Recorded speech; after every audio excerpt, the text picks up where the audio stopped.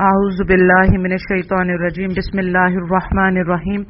الحمد للہ رب العالمین الرحمن الرحیم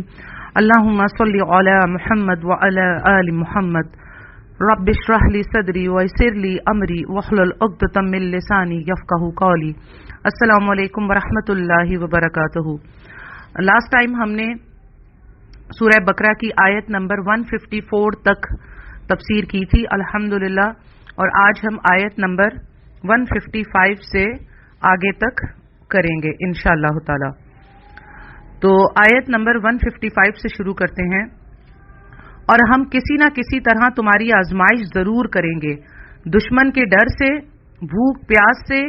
مال و جان اور پھلوں کی کمی سے، اور ان صبر کرنے والوں کو خوشخبری دے دیجئے۔ اچھا دیکھیں، کئی دفعہ میں اپنے کچھ اسٹوڈنٹس کے ساتھ یا دوستوں احباب کے ساتھ بھی ذکر کر رہی ہوتی ہوں تو وہ لوگ یہ کہتے ہیں کہ نہیں، بس اللہ تعالیٰ ہمیں آزمائش سے جو ہے وہ بچا کر رکھے، ہم اس قابل نہیں ہیں کہ آزمائش میں اللہ کی اتر سکیں۔ تو یہ بات تو بالکل ٹھیک ہے، ہم اس قابل نہیں ہیں، لیکن دیکھیں اللہ تعالیٰ یہاں پر کہہ رہے ہیں کہ ہم کسی نہ کسی طرح تمہاری آزمائش ضرور کریں گے، یعنی کہ ضرور کریں گے، آپ کا یہ معاملہ ہٹ نہیں سکتا، آزمائش ضرور ہوگی کسی نہ کسی حالت میں، چھوٹی یا بڑی مصیبت دے کر۔ تو اللہ تعالیٰ سے یہ دعا مانگا کریں کہ اللہ تعالیٰ آپ ہم پر جو بھی آزمائش اتاریں تو ہمیں اس میں جو ہے کامیاب کر دیں۔ یہ نہ کہیں کہ اللہ ہمیں بنا آزمائش کے چھوڑ دیں، بنا آزمائش کے کچھ بھی نہیں ہے۔ اور کیونکہ دجال کے فتنے جو آخر میں سبھی کو لاگو ہیں، وہ سب کی آزمائش ہی ہے۔ تو آزمائش ضرور اللہ تعالیٰ کرتا ہے، لیکن یہ دعا کیجئے کہ اللہ تعالیٰ ہمیں اس آزمائش میں کامیاب کر دے۔ اور اللہ تعالیٰ نے کہا کہ دشمن کے ڈر سے، بھوک پیاس، جان و مال۔ اب آپ یہ دیکھیں، اس کے لیے بہترین مثال حضرت ایوب علیہ السلام کی قرآن میں ہم آگے پڑھیں گے کہ اللہ تعالیٰ نے ان کی آزمائش جو ہے وہ بیماری دے کر کی، بھوک اور پیاس سے کی، اور کتنی تکلیفیں ان کو لاحق ہوئیں، تو اللہ تعالیٰ نے ان کو بھی آزمائش میں اتارا اور انہوں نے اس پر صبر کیا، جیسے کہ آیت میں بھی ہے کہ اور پھر ان ساری چیزوں پر صبر کرنے والوں کو خوشخبری دے دیجئے کہ جن پر آزمائش ہوگی وہ اس میں کامیاب ہوں گے، صبر کریں گے تو انہی کے لیے خوشخبری ہے۔ آیت نمبر 156 ہے کہ جنہیں جب کبھی کوئی مصیبت آتی ہے تو کہہ دیا کرتے ہیں کہ ہم تو خود اللہ تعالیٰ کی ملکیت ہیں اور ہم اسی کی طرف لوٹ کر جانے والے ہیں۔ مومن کو جب بھی کوئی مصیبت پیش آتی ہے تو وہ کیا کہتا ہے کہ کب تک ہوں میں یہاں، اس دنیا میں میرا کتنا بسیرا ہے۔ جب کوئی بادشاہت نہیں کبھی واپس باقی رہ گئی تو پھر یہ مصیبت یا غربت بھی کبھی ہمیشہ کے لیے نہیں ہے۔ تو ہم تو خود اللہ کا مال ہے اور ہم نے اسی کی طرف لوٹ کر جانا ہے۔ تو وہ اپنا سارا کانسنٹریٹ جو ہے وہ اللہ کی فرما برداری پر کرتا ہے۔ تو جب کوئی مصیبت آئے، کچھ بھی ہو، تو کیا کہنا چاہیے؟ انا للہ و انا الیہ راجعون۔ ایون لائٹ بھی جائے تو ہمارے ہاں کہتے ہیں او شٹ، مطلب اس کا کیا مطلب ہوتا ہے وہ آپ ہم سب خود بہتر جانتے ہیں کہ انگلش میں او شٹ کا مطلب کیا ہوتا ہے۔ تو اور ایسے الفاظ منہ سے نکالنے کے بہتر فوراً کوئی بھی چھوٹی سی بات ہو تو فوراً کہیں انا للہ و انا الیہ راجعون۔ آیت نمبر 157 ہے، ان پر ان کے رب کی نوازشیں اور رحمتیں ہیں اور یہی لوگ ہدایت یافتہ ہے۔ کس کی طرف اشارہ ہے؟ ان لوگوں کی طرف جن کی آزمائش اللہ تعالیٰ کرتا ہے اور وہ صبر کرتے ہیں اس آزمائش پر، اور پھر جب انہیں کوئی مصیبت آتی ہے تو وہ کیا کہتے ہیں؟ انا للہ و انا الیہ راجعون۔ تو اللہ تعالیٰ ان لوگوں کی یہ صفات بیان کر کے کہہ رہے ہیں کہ ایسے ہی لوگوں پر اللہ کی نوازشیں اور رحمتیں ہیں اور ایسے ہی لوگ ہدایت یافتہ ہیں۔ ٹھیک ہے، پھر اس کے بعد آیت نمبر 158 ہے، صفا اور مروہ اللہ تعالیٰ کی نشانیوں میں سے ہیں، اس لیے بیت اللہ کا حج و عمرہ کرنے والے پر ان کا طواف کر لینے میں بھی کوئی گناہ نہیں۔ اپنی خوشی سے بھلائی کرنے والوں کا اللہ قدردان ہے اور انہیں خوب جاننے والا ہے۔ اچھا، یہ معاملہ کچھ آپ کو اس طرح سے سمجھنا پڑے گا کہ صفا اور مروہ کے درمیان سعی کرنا حج کا ایک رکن ہے اور عمرے کا بھی، لیکن قرآن کے یہ الفاظ ہیں کہ اس کا طواف کر لینے میں بھی کوئی گناہ نہیں۔ تو بعض صحابہ کو یہ شبہ ہوا کہ شاید یہ ضروری نہیں ہے، جس پر حضرت عائشہ رضی اللہ تعالی عنہا کو جب یہ بات پتہ چلی تو انہوں نے فرمایا کہ اگر اس کا مطلب یہ ہوتا تو پھر اللہ تعالیٰ یہ فرماتا کہ اگر ان کا طواف نہ کریں تو کوئی گناہ نہیں۔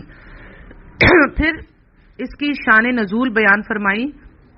کہ انصار قبول اسلام سے پہلے جو ہے وہ منات ایک بت تھا، اس کا نام کا تلبیہ پکارتے تھے کہ لبیک منات لبیک، تو جس کی مثال پہاڑی پر عبادت کرتے تھے، اس کی مثل سے جو ہے پہاڑی پر عبادت کرتے تھے، اور پھر مکہ پہنچ کر ایسے لوگ صفا مروہ کے درمیان سعی کو گناہ سمجھتے تھے، اس وقت وہ سعی نہیں کرتے تھے۔ مسلمان ہونے کے بعد انہوں نے رسول صلی اللہ علیہ وآلہ وسلم سے پوچھا تو پھر یہ آیت نازل ہوئی جو ہم نے ابھی پڑھی ہے کہ صفا اور مروہ اللہ تعالیٰ کی نشانیوں میں سے ہیں، اس لیے بیت اللہ کا حج و عمرہ کرنے والوں پر ان کا طواف کر لینے میں بھی کوئی گناہ نہیں۔ تو پھر یہ آیت جو ہے وہ اس وقت اتری جو سورہ بقرہ کی آیت نمبر 158 ہے۔ تو نبی صلی اللہ علیہ وسلم سے جب یہ پوچھا تو یہ آیت نازل ہوئی کہ صفا مروہ کے درمیان سعی جو کرنا ہے وہ گناہ نہیں ہے۔ تو بعض حضرات نے اس کا پس منظر اس طرح بیان فرمایا کہ جاہلیت میں مشرکوں نے صفا پہاڑی پر ایک بت جو ہے وہ اصاف اور مروہ پہاڑی پر نائلہ بت رکھا ہوا تھا، جنہیں وہ سعی کے درمیان بوسہ دیتے یا چھوتے۔ جب لوگ مسلمان ہوئے تو ان کے ذہن میں آیا کہ صفا مروہ کے درمیان سعی کرنا تو شاید گناہ ہے، کیونکہ اسلام سے قبل دو بتوں کی وجہ سے سعی کرتے رہے تھے۔ تو اللہ تعالیٰ نے اس آیت میں ان کے اس وہم اور خلش کو دور فرما دیا۔ اب یہ سعی کرنا ضروری ہے جس کا آغاز صفا سے اور خاتمہ جو ہے وہ مروہ پر ہوتا ہے۔ تو اللہ تعالیٰ نے اس بات کو کلیئر کر دیا کہ ایسی کوئی بات نہیں ہے، آپ صفا اور مروہ کا جو ہے اس کی سعی کریں، جو پرانے معاملات تھے ان کو ختم کر دیا گیا ہے، تو اب اس کے کرنے میں کوئی گناہ نہیں۔ یہ اس آیت کا مطلب تھا جس پر شبہ ہو گیا تھا صحابہ کرام کو۔ آیت نمبر 159 ہے، جو لوگ ہماری اتاری ہوئی دلیلوں اور ہدایت کو چھپاتے ہیں باوجود یہ کہ ہم اسے اپنی کتاب میں لوگوں کے لیے بیان کر چکے ہیں، ان لوگوں پر اللہ کی اور تمام لعنت کرنے والوں کی لعنت ہے۔ اللہ اکبر۔ آپ یہ دیکھیں کہ اللہ تعالیٰ اس آیت میں فرما رہے ہیں کہ جو لوگ ہماری اتاری ہوئی دلیلوں اور ہدایت کو چھپاتے ہیں باوجود یہ کہ ہم اسے اپنی کتاب میں لوگوں کے لیے بیان کر چکے ہیں، ان لوگوں پر اللہ کی دیکھیے کتنی بڑی بات ہے۔ اللہ تعالیٰ نے جو باتیں اپنی کتاب قرآن میں نازل فرمائی، انہیں چھپانا اتنا بڑا جرم ہے کہ اللہ کے علاوہ فرشتے اور جتنی بھی اللہ کی مخلوق ہے وہ سب لعنت کرتے ہیں۔ حدیث میں ہے، اور یہ ابو داؤد کی حدیث ہے کہ آپ صلی اللہ علیہ وسلم نے فرمایا کہ جس سے کوئی ایسی بات پوچھی گئی جس کا اس کو علم تھا اور اس نے اسے چھپایا تو قیامت والے دن آگ کی لگام اس کے منہ میں دی جائے گی۔ تو اکثر کر مجھے جو ہے وہ گھر میں بزی ہوتی ہوں، کافی رات کا ٹائم بھی ہو چکا ہوتا ہے، تو مجھے ہسبینڈ بھی کہتے ہیں کہ بس بہت ہو چکا، تم جواب ہی دے رہی ہوتی ہو، ہر وقت جو ہے وہ سوال ہی ختم نہیں ہوتے اور تم جو ہے وہ ہر وقت جواب دیتی رہتی ہو۔ تو آپ یقین کریں کہ میں اسی آیت کو یاد کرتے ہوئے اتنا ڈرتی ہوں اور میں جواب ضرور دے دیتی ہوں، کیونکہ مجھے اس بات کا علم ہوتا ہے۔ تو مجھے ڈر لگتا ہے کہ اگر میں نے یہ جواب نہ دیا اور میں پھر بعد میں بھول گئی تو یہ کتنا بڑا، ایک تو میرے اوپر سب کی لعنت ہوگی اور دوسرا قیامت کے دن میرے منہ میں آگ کی لگام بھی ڈالی جائے گی۔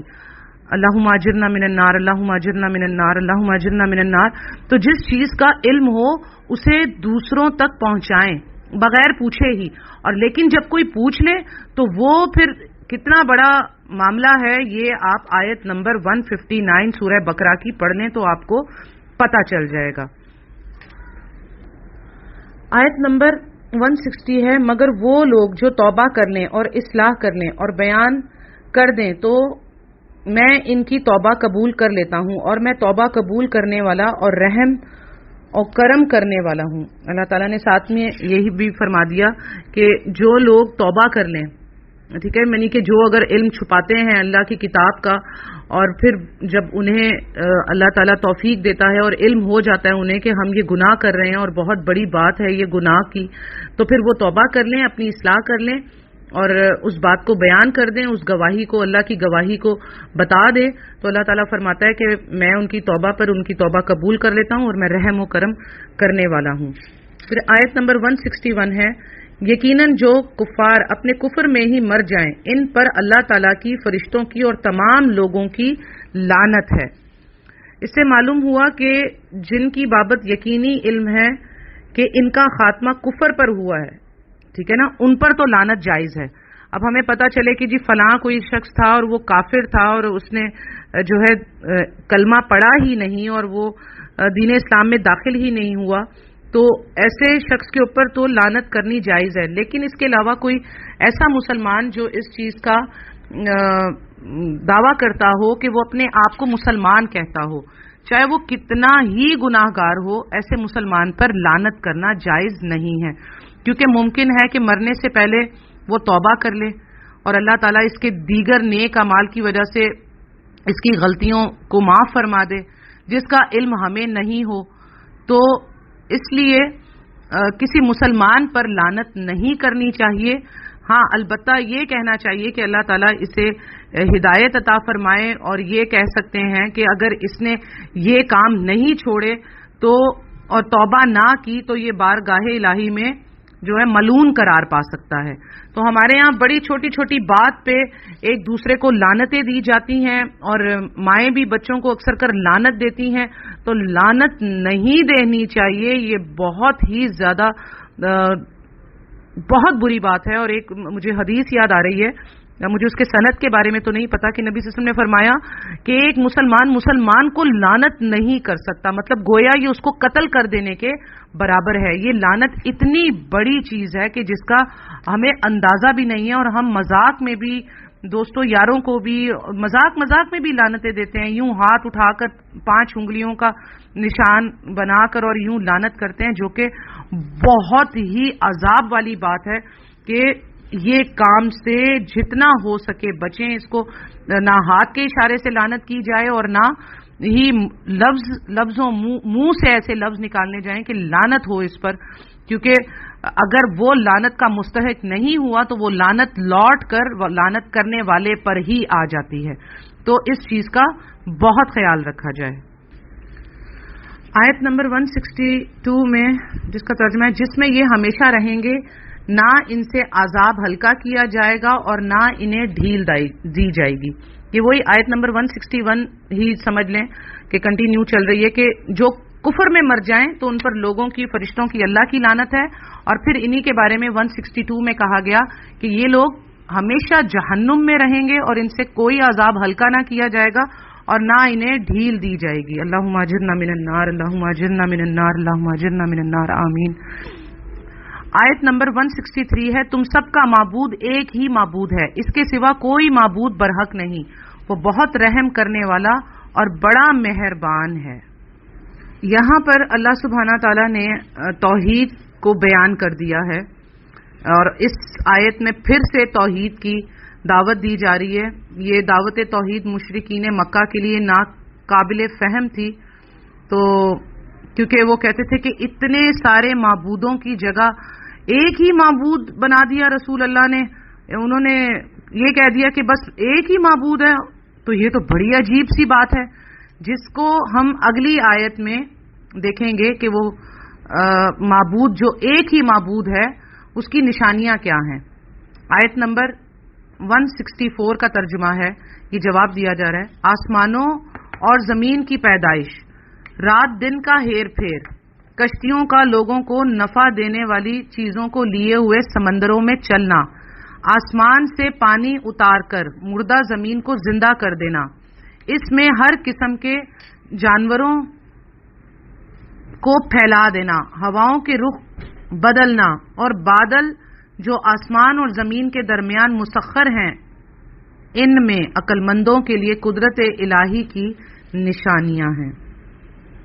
دیکھیں یہ آیت اس لحاظ سے بڑی جامع ترین ہے کہ کائنات کی تخلیق اور اس کے نظم و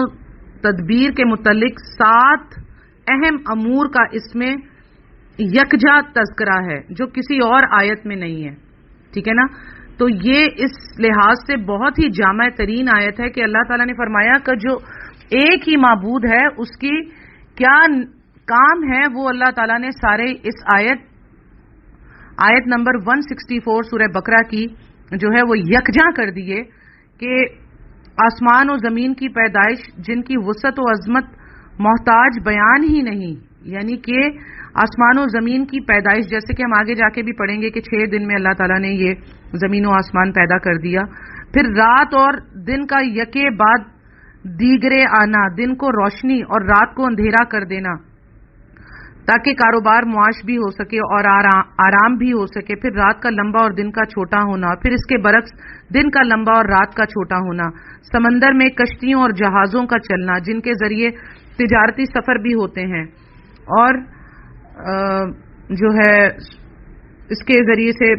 سامان اور رزق و آسائش بھی ایک جگہ سے دوسری جگہ منتقل ہوتا ہے، پھر بارش جو زمین کے شادابی ہونے کا سبب بنتی ہے، نہایت ضروری ہے زمین کے لیے، اور ہر قسم کے جانوروں کی پیدائش جو نقل و حمل، کھیتی باڑی اور جنگ میں بھی کام آتے ہیں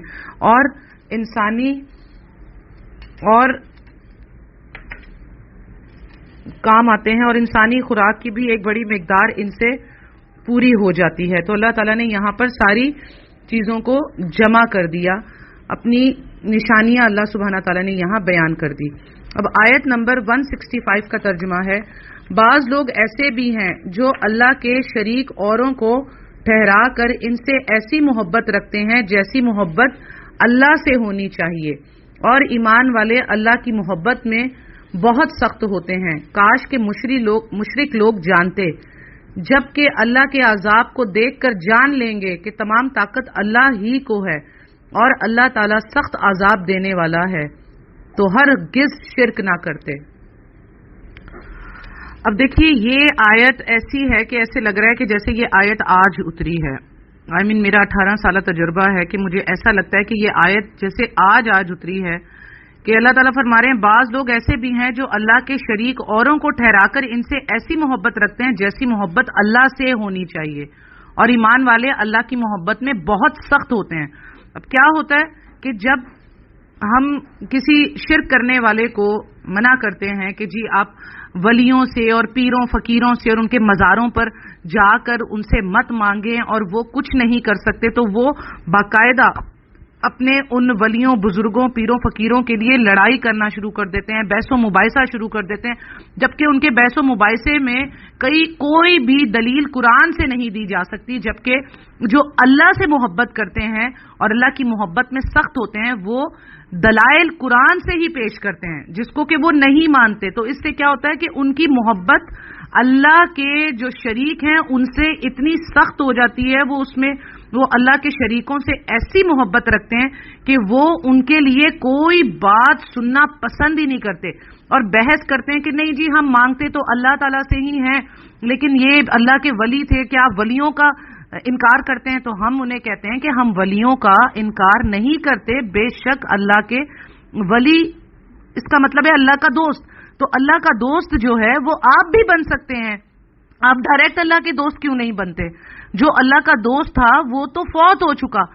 اور آپ اس کو پکار ہی نہیں سکتے، آپ ڈائریکٹ اللہ کو پکاریں اور اللہ تعالیٰ سے محبت رکھیں اور اللہ تعالیٰ سے کہیں۔ تو وہ کہتے ہیں نہیں جی ہم تو بڑے گناہگار ہیں، تو یہ لوگ جو تھے وہ اللہ کے بڑے نیکوکار لوگ تھے، تو اللہ تعالیٰ ان کی دعا رد نہیں کرتا۔ تو ہم ان سے یہ کہتے ہیں کہ اس کے لیے یہ بھی تو ضروری ہے کہ وہ اللہ کے ولی جو فوت ہو چکے ہیں وہ آپ کی دعا کو سنیں بھی، تو قرآن تو اس بات کو کہہ رہا ہے کہ وہ سنتے ہی نہیں ہیں، تو پھر وہ جو ہے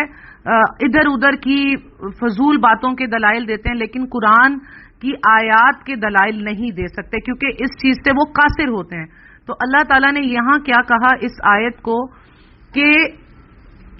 بالکل جو ایسے لوگ ہیں جو اللہ کے شریک ٹھہرا کر ایسی محبت رکھتے ہیں جیسے اللہ سے رکھنی چاہیے، تو ان کا یہی معاملہ ہوتا ہے کہ وہ اللہ کے شریکوں سے آٹومیٹکلی ان کی وہ محبت قائم ہو جاتی ہے ان کے کفر کے باوجود کہ جو محبت اللہ سے رکھنی چاہیے۔ تو اللہ تعالیٰ آیت میں فرما رہے ہیں کہ کاش مشرک لوگ جانتے، جبکہ اللہ کے عذاب کو دیکھ کر جان لیں گے کہ تمام طاقت اللہ ہی کو ہے اور اللہ تعالیٰ سخت عذاب دینے والا ہے، تو یہ ہرگز شرک نہ کرتے۔ اب جب نبی صلی اللہ علیہ وسلم دنیا میں آئے تو یہ شرک صرف اس وقت ہی نہیں تھا، شرک کی یہ مظاہر آج بھی عام ہیں، بلکہ اسلام کے نام لیواؤں کے اندر بھی یہ بیماری گھر کر گئی ہے کب کی۔ انہوں نے بھی نہ صرف غیر اللہ اور پیروں فقیروں اور سجادہ نشینوں کو اپنا ایک معبود اور اپنا معبود نہیں تو قبلہ حاجت بنا رکھا ہے، بلکہ ان کی محبت اللہ سے بھی زیادہ ہے۔ اور ان کے سامنے اگر توحید کا آپ ذکر کریں کہ صرف ایک اللہ سے ہی آپ مانگیں اور اسی